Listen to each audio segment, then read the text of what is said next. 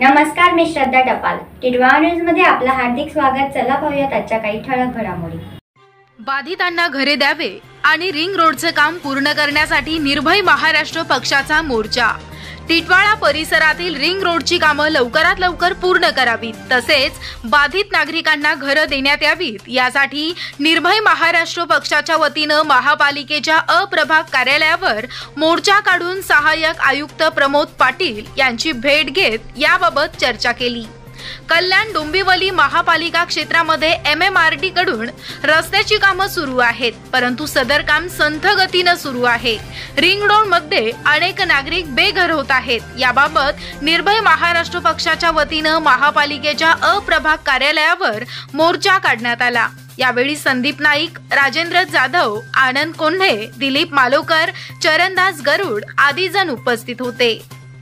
याबाबत अप्रभाग सहाय्यक आयुक्त प्रमोद पाटील यांनी सांगितलं की रस्त्याचं काम हे MIRD बघत आहेत. निवडणूक मध्ये टेंडर प्रक्रियेला विलंब झाला होता, परंतु आता लवकरच टेंडर प्रक्रिया पूर्ण होईल. तसेच जे बाधित नागरिक आहेत त्यांची कागदपत्र पुरावे आणून द्या. मी स्वतः महापालिकेचे वरिष्ठ अधिकारी तसेच मालमत्ता विभाग यांच्याकडे पाठपुरावा करीन, असं यावेळी सांगितले. 90 फीट रिंग रोड हा अनेक कारणांनी गाजतोय वाचतोय.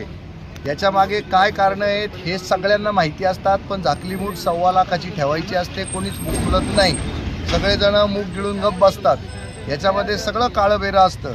पण शेवटी जनता ज्या वेळेला ह्या सगळ्या गोष्टींमुळे त्रासते, तर जनता पर्याय शोधत असते. त्यांनी निर्भय महाराष्ट्र पार्टीला संपर्क केला. निर्भय महाराष्ट्र पार्टीने हा मुद्दा जोरदार मांडलेला आहे. सहआयुक्तांना आम्ही आज भेटलेलो आहे. सहआयुक्तांनी जे काही बोललं आहे ते तुमच्याकडे सगळं रेकॉर्डेड आहे. महिन्याच्या आत ज्या लोकांचे घरं तुटलेले आहेत त्या लोकांना मुआवजा, म्हणजे त्यांना घराला घर, दुकानाला दुकान मिळेल आणि तिथनं रिंग रोडचं काम पूर्ण होईल. पर्सनली 1 to 1 त्यांनी येऊन प्रत्येकाला भेटायला लावलेलं आहे. प्रत्येकाची ते त्यांच्या अखत्यारीतनं येणाऱ्या प्रश्नांची सुद्धा सोडवणूक करण्याची त्यांची तयारी आहे. तर त्यांची इच्छाशक्ती दांडगी दिसते आम्हाला पाटलांची. त्यामुळं हा प्रश्न सुटेल असं वाटतंय. बघू त्यांची इच्छाशक्ती कुठपर्यंत काम करता येते आणि हा रस्त्याचा प्रश्न सुटेल अशी खात्री वाटते.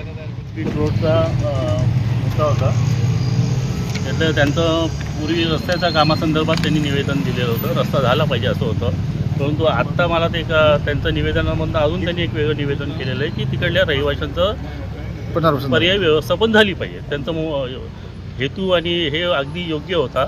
त्यानुसार मी त्यांची सगळी कागदपत्र त्यांच्याकडनं मागून घेणार आहोत आणि मालमत्ता विभागाने त्याचा पाठपुरावा करून सगळ्यांना त्यांची पर्याय व्यवस्थापनेचं काम मार्गी लावलं.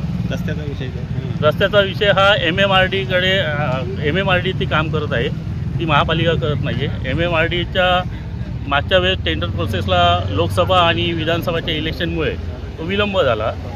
तर आत्ता त्यांची टेंडर प्रक्रिया सुरू होते आणि लवकरच ते काम मार्गी येईल. तर या होत्या आजच्या काही ठळक घडामोडी. उद्या पुन्हा भेटू याच ठिकाणी. धन्यवाद.